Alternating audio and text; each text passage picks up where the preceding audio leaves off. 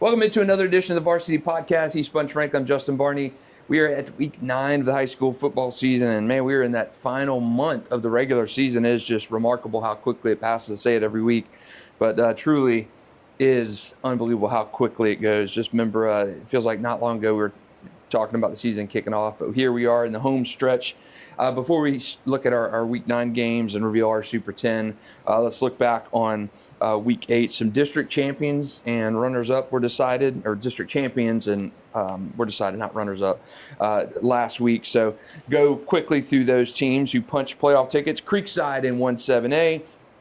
Beachside did not play last week, but they are in prime position for that. Manor and Oakleaf winner next week. We'll get the district championship there. Gainesville Buchholz pretty much set in their district after Nice's win over Bartram. Mainland down. We have a local team in that area, but Mainland is going to win that district. St. Augustine wrapped up a district title last week. In 4-4A, Riverside Ed White winner next week will win the district title.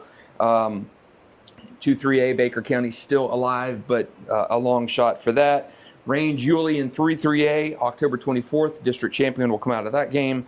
In 4-3A, Bishop Kenny beat Menendez last week, got a district title there. Bradford can wrap it up in 5-2A with the win over Santa Fe. Bowles, Trinity Christian won district championships last week. Providence versus UC next week for district championship. So man, we've already got some teams that have locked up. 5 teams locked up district championships last week. Not a surprise. No. Who those teams were? Yeah, we kind of figured all these teams would win those districts and be playoff bound, and it was more so of getting everything else right around the other games, and your competition that your out of district games prepared you for getting ready for postseason play. But yeah, none of these really surprised me. Nothing surprising. I think we kind of think we know who's going to win some of these other ones now.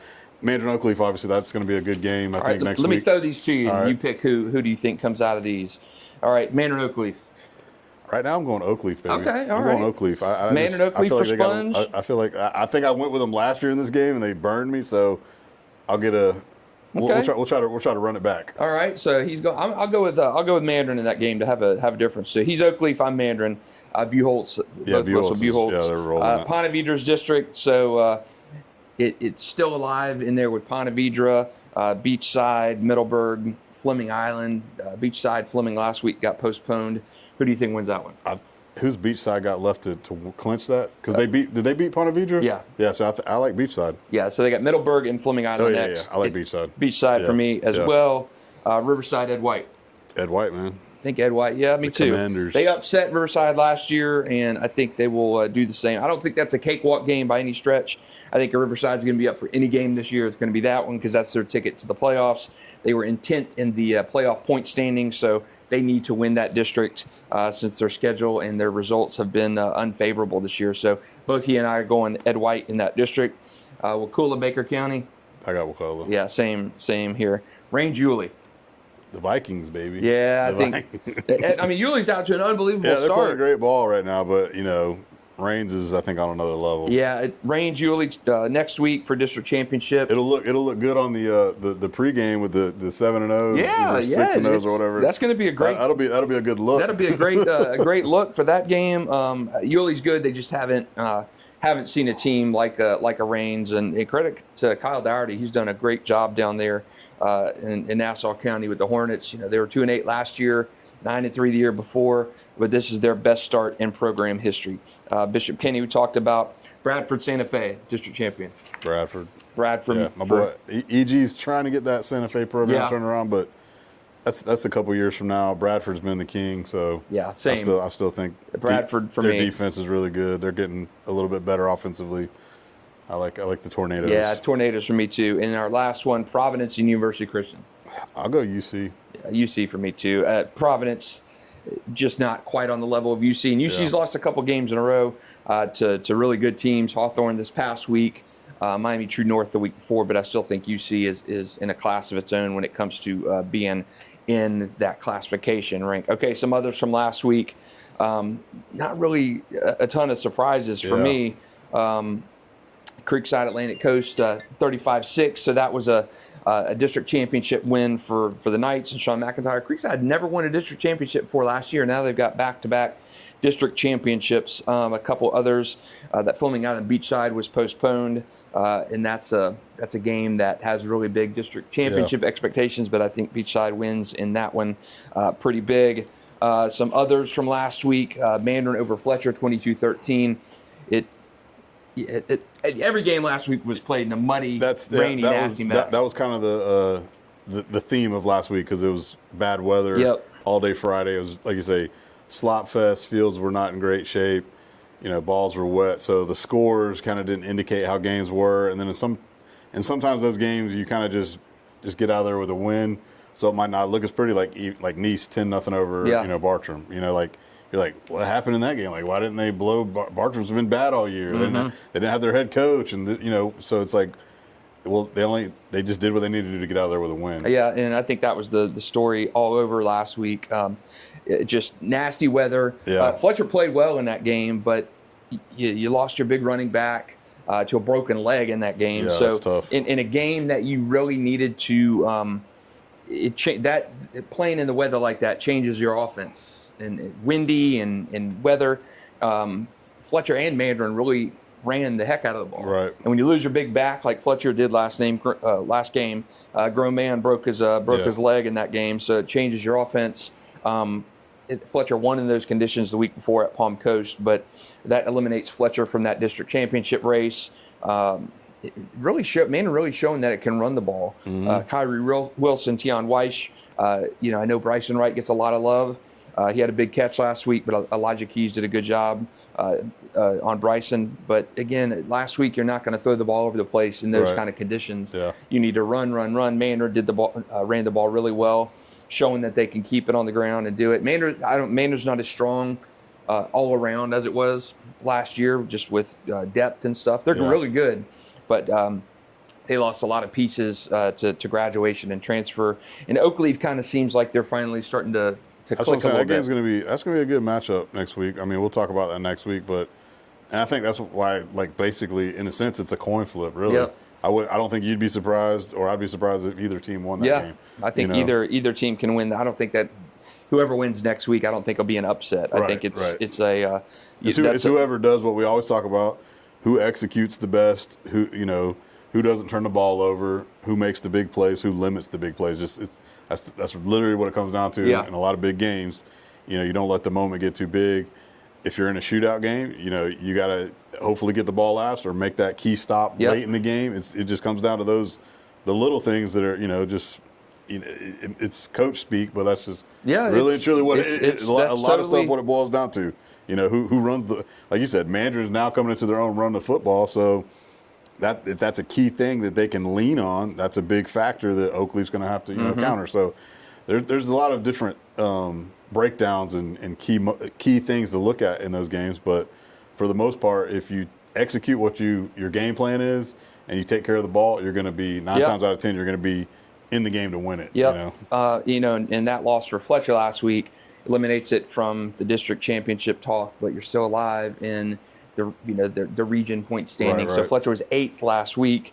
I can't remember the team. Lake Howell and Oviedo were the other two teams in that mix. So what you don't want to happen, so in their teams that they're watching out for, how the playoff rankings work is, there are 4 districts per region, and district champions get 4 guaranteed spots, and then the 4 other points teams after that get the wild card berth or the at-large berth. So Fletcher right now was on the outside, or was on the number 8 spot last week.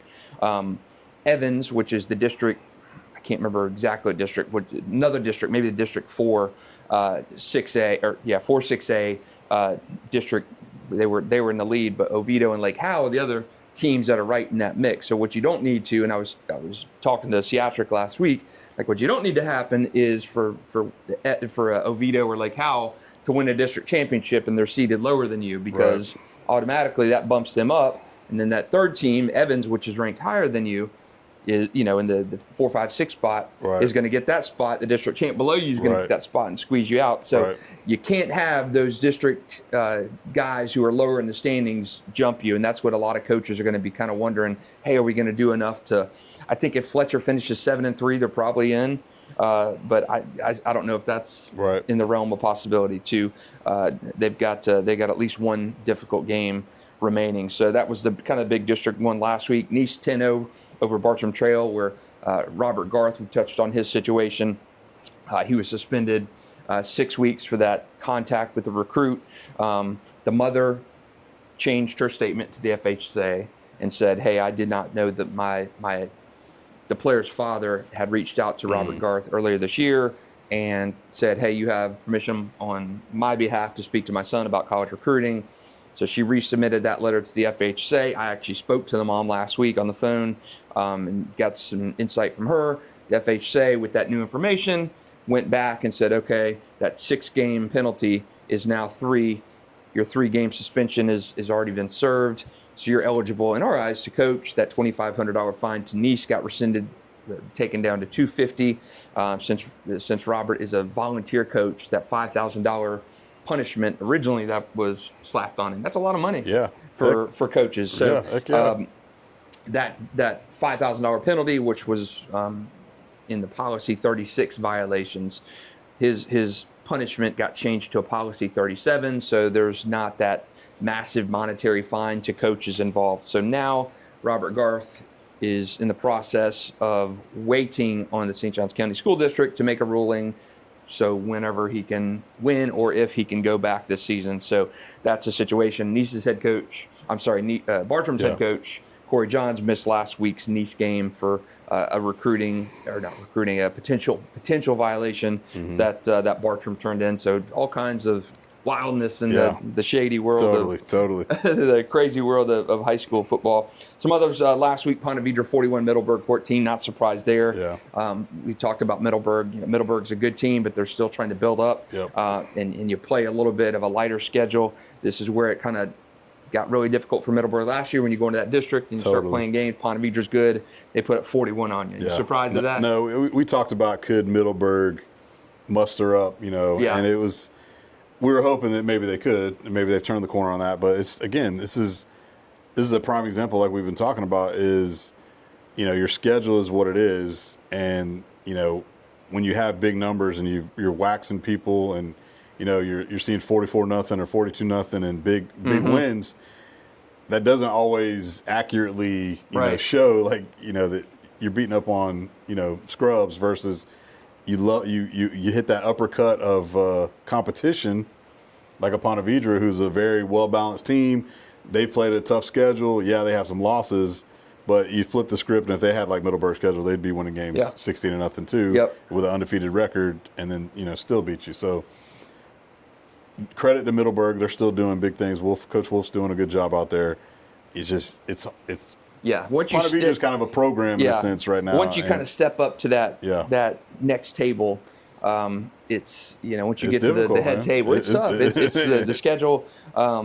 These teams schedule, a lot of teams schedule those tough opponents, so when they get to the playoffs, they can be ready. Middleburg is still in that program building kind of mindset, but they're doing good things. They're playoff, more than likely playoff bound.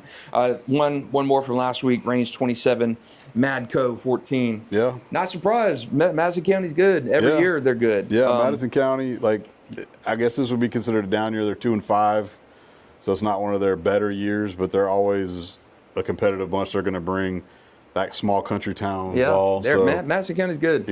I think we're all just used to Range just beating people to sleep. So when they don't, it's like, but hey, you beat a quality opponent by 2 scores. That's good. Yeah, Rains. Rains is coasting, man. There's not a meaningful game for another I feel like 6 weeks, 7 weeks. You got Yulee next week, which will be big, but I don't see Yulee staying within 3 touchdowns of Range. I just don't. No. Madison County's good. Range actually jumped back up to number 1 in our coaches' rankings this week, so that Madison County name carried some weight. I think they leaped St. Augustine by 5 points in that in our coaches' poll. So I do still have you look at the rankings like, man, Range got 9 first place votes. How are they only beating St. Augustine by 3? I've had one coach consistently rank Range 3 or 4 in the rankings each week. So, yeah, when you no, that's a skewed. That's going to skew. yeah, it I for don't know. Range to me is 1 or 2, Yeah, so I don't know totally. where that comes from. But that's anonymous. We don't know who the coaches are. But yeah, interesting. So my Super 10 this week. Well, back to Range. You worried about Range at all? No, not at all. No, me either. In the rain last week, your defense. That's what I'm saying. Yeah, your defense isn't giving up points. Those are 2 return touchdowns. So that defense still looking good for Range. So Super 10 this week. Mine stayed the exact same. Mine did too. Mine pretty much chalk across the line. Mine Beachside 10 for me. Ed White 9. Columbia 8. Bradford 7. Nice 6. Oakley 5. Mandarin 4. Bowles 3. Range 2. St. Aug 1. Yeah, mine's exactly the same, except I still have Oakleaf ahead of Mandarin right there. So all right. I just picked Oakleaf to beat them next week. So Oakleaf's got a big game this week. Yeah. We got a top 10 matchup. Yeah, top 10 matchup. Yeah, mine's exactly the same too, except for that flip. I have Mandarin and Oakleaf flipped. I got Oakleaf at 4, Mandarin at 5. Okay, yeah. So everything else we're is pretty much the same. And if I'm looking at maybe getting a team, let's say Ed White loses this week, playing Oakleaf, very good possibility they lose. Let's say every other team in the Super 10 wins, who do you move in? Right. And I mean, it's got to be between, in the coaches' rankings, it's Pontevedra is getting votes, Yulee is getting votes, Bishop Kennedy's getting votes. So let's just say those 3 teams this week. Yeah. Let's say Ed White loses. Who are you putting in? I'd probably go Pontevedra. I'd probably go Pontevedra too. Yeah. I'd probably go Pontevedra as well. Because ultimately, you're putting Yulee in there just because they're undefeated. So, but then they're in the top 10 next week to play Range just to get knocked out of the top 10 after they get beat. I'd have to go back and look at like Yulee's strength of schedule and stuff, but it's not impressive at all. They beat Fernandina last week 28-0. They beat West Nassau pretty good, shut them out. But yeah, I just don't think the competition has been up to Super 10 kind of stuff. Totally. Neither is Range either, but Range is a different entity. Before we go into our this week's game, Florida High School Athletic Association is starting this new invitational tournament. Kind of what they did in rural class last year. You create a separate tournament for teams that really, you're not going to compete with the Madisons and the Hawthorns and those guys. So they create a separate tournament to put in 16 teams who didn't qualify for that tournament. So they're starting that now in classes 1A through 3A. They're taking the 16 highest rated teams who missed the playoffs and putting them in their own bracket. So 1A to 3A is going to have its own bracket filled with 16 teams who have the highest points rankings of the non-state qualifiers. 4A to 7A is doing the same thing. Like it or not? I'm down for it. Just because, I know this falls into the category of, everybody gets a participation trophy. Right. Yeah. And like, I get that, but in a sense, this is one of those things of, these teams definitely can't compete with any of the big boys. Mm-hmm. So it reminds me of like the Sunshine Conference, Yeah. Because when that came into play, it gives those guys a chance to at least compete for something. Yeah. So I'm not against it, but I could see where that everybody gets a participation trophy for just showing up and playing. But like who are the teams in this thing? Give me like. Well, I mean, it's nobody knows. Ballpark who it would be. I guess. Let's say. The first thing that comes to the team like in my mind is like Jay and Freeport or something like that. Let's say in 4A to 7A. Let's just say for the sake of argument, Middleburg finishes, which they're going to make the playoffs. Right. But let's say they finish 9th in their region in the point standing. So let's say they're one of the 16 teams. I got you. Let's say Fletcher makes it, and I mean this is going to be statewide, so there's no guarantee that a lot of local teams make it. So let's say Fletcher makes it in that 4A to 7A bracket. So I mean you're taking, I know a few years ago there was like a panhandle thing where Creekside leaped like pace or something at the end of the year in the final rankings, and it was just such this outcry from Pace. But we got hosed out of the playoffs. So now you would take the teams that would barely miss. Yeah, I got you. And put them in, and it's 16 teams, so it's not you're not going to be taking. Yeah, see now, like I say, now I get what you're saying. Now it's not little teams. No, it's going to be. It's not, you're not putting in 2 and 8 teams in the playoffs. You're probably putting in. I got you. You're basically taking the best of the guys that didn't make it. It's probably comparable like the NIT. Yeah. So and so when you say it like that, I'm good with that. Just because, yeah, sure, it gives a team like a Fletcher and a Middleburg a chance to go compete for something, because again, we just talked about it. Middleburg's not up in that upper tier because if they do make the playoffs, they're probably going to get blazed round one because they're going to play the 1 seed or whoever. Yep. And they're going to get run. So in a sense, this gives them an opportunity to maybe have a little bit of an equal playing field versus the teams. Because again, it's tiers, man. Yeah. There's tiers to this. Yeah, and totally. even here's the crazy part. There's tiers to making the playoffs and then making the playoffs at the bottom and then having to play one of those big dog teams where you're not competing with those teams. Yeah. It's kind of like you playing Ponte Vedra last right. week. So that's what's going to happen. So sure, give them a shot to go bang against some of those teams that are kind of in their same weight class, I guess is what you say. And I think it's a good idea in theory to see. I just worry about, I don't think Craig Damon and FHA really likes, it's the reason they don't like Suburban Metro because you're creating, 2 separate brackets in a sense. So you've got 8 state champions and then you're talking the rural class. And so in a sense, you're talking, all right, now we're going to have 8 state champions. Yeah. From rural all the way to 7A. And then we've got a rural invitation champion. Now we've got the 1A to 3A invitational champion, 4A to 7A invitational state champion. So now it's like you've got 11 state champions. And this and next year you're going to have the open division state champion. Right. So it's like, man alive, this just continues to grow and grow and grow. But I get why they're doing it. Not sure what to exactly make of it, but I think it's good in theory, in practice. Right. Yeah, like I said, I guess we need to see it take place and let it happen and then judge it. But you're totally going to have detractors because then again, if you win that 4 to 7A, right? Yeah. So now you're considered a state champ. Yeah. So it's like, and so I know. It's very hard to yes, you technically won that champion, that tournament, like you said. But I mean, I don't know.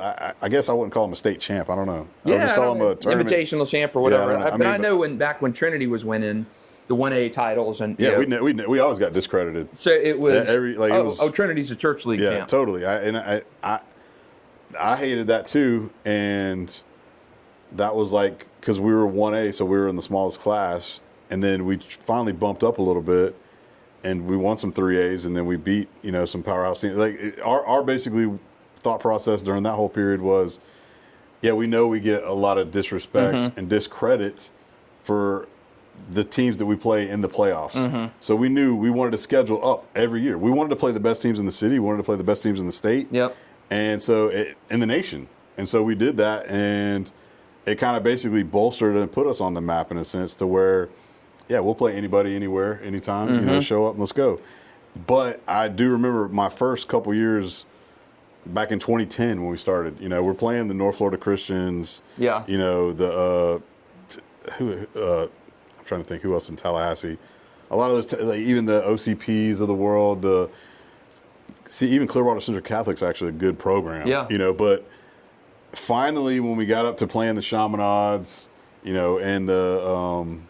and the Clearwater Sister Catholics, those teams were at least respected to where it's these teams can bang with. Yeah. You talk about the whole open division. Some of those teams could actually play with your big boys in the upper classifications. It all comes down to, like you say, the enrollment and all that. So that was a total misnomer about we have to play these guys. Yeah, and that's why I think to me it's more of the eye test than any kind of student body number. I mean, when you look at Chaminade, come on, man. Well, like I say, that same thing kind of like with Cocoa, Cocoa is always a power, right? And they're still in that 2 to 3A class. Yeah, and they can play with anybody. Yeah, and that's why to me it's more of the eye test, and that's why when this open division comes into play, I remember I talked to Craig Damon last year at an event, a coaches event in Orlando.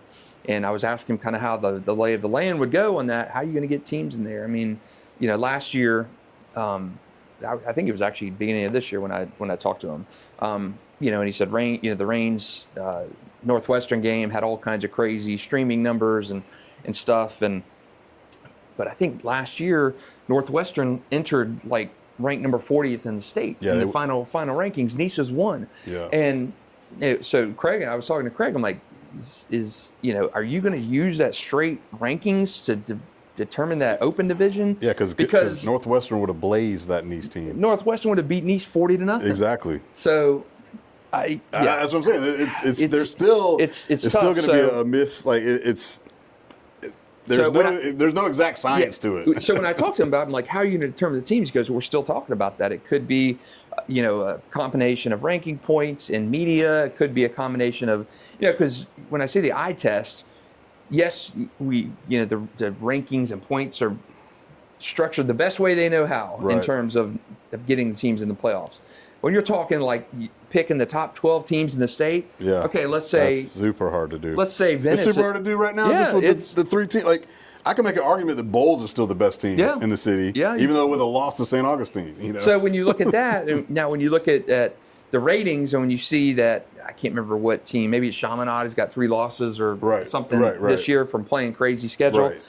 And that bumps you down in the overall ranking. No, Chaminade still lay waste to any Florida team in its classification. So I do think something in that open division is going to have a little flex to it, because I don't think you can use straight means. Again, Northwestern was number 40 last year. Northwestern beat the socks off Reigns. It would have done the same to Nice. It would have clocked Nice as well. Nice was number 1 in the state. So I think there's some variation to that, but I just want to get your thoughts on the invitational, because I think that's interesting. I think it's a good idea in theory. Let's see how it rolls. Let's see how it pans out. Yeah, let's see how it goes. Okay, week 9, crazy week 9. Not as big of a district week this week. That's again next week. Some games this week that kind of caught my eye. Creekside at Reigns, that's our game of the week. So Creekside coming off district title. Bigger program. We'll see if they can bang with the guys at the Graveyard. Don't think they're going to be able to do that, but we'll see if Creekside can hang a little bit. Couple other ones this week. Lincoln at Trinity Christian. I think Trinity got a chance to get back to 500. Oakleaf at White's probably the biggest game in our area. Who you like in that one? I like the Knights, man. Yeah, I just feel like they're too balanced and everything's,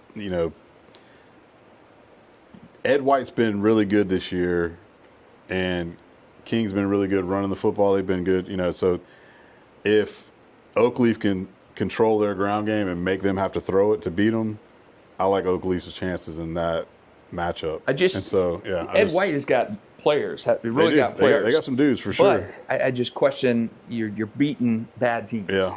You're beating bad teams. When you're beating Sandalwood and Westside. Oakleaf's definitely a little more battle tested and played and beaten a couple good teams. But Ed White did put up 49 against Merritt Island. It's the only team that it played with, that got some meat on the bone in terms of the schedule. So totally. Ed White has showed that it can score. It's going to be a heck of a game, I think. I think it'd be a good game. I think it's going to be a good game. Oakleaf won that game last year, but I think Ed White can bang, and it's a chance for Ed White to show that. No, that's kind of shut people up, shut me up. Exactly. Shut me up and say, hey, you say we playing nobody here. Agreed. So kind of like Reigns and Lake Mary. Agreed. So I think that'll be a good game on Friday night. We'll have somebody at that game shooting the whole game, and we can drop in on our Friday night light stream to check that one out. So from 7 to 9 on News4JAX.com and Twitter and YouTube, Ryan the Hacker Green and I talk a little bit about games, what's going on, drop in to our game of the week, and also Oakleaf and Ed White. So, man, week 9, Sponge. We got a big district week on deck. Yep. Next week, too, we're talking more district titles being sewn up and stuff. Can you believe it's already that spot, week 10 next week? Yeah, we'll basically have everything tightened up for district winners, and then we'll be talking about these playoff scenarios. Like I say, with C4, all right, who won down there in Orlando? Yeah. Okay, this team didn't win. That's good. So we're still in this, you're basically jockeying for your position to it's crazy. Get in the playoffs if you're one of those teams that didn't win a district. So. Yeah, it's fun. It gets down to crunch time and stuff. But, man, we are in week 9 of the high school football season. We always enjoy coming to you. Thanks for watching. Thanks for listening. He's Sponge Franklin. I'm Justin Barney. We'll catch you next week in week 10.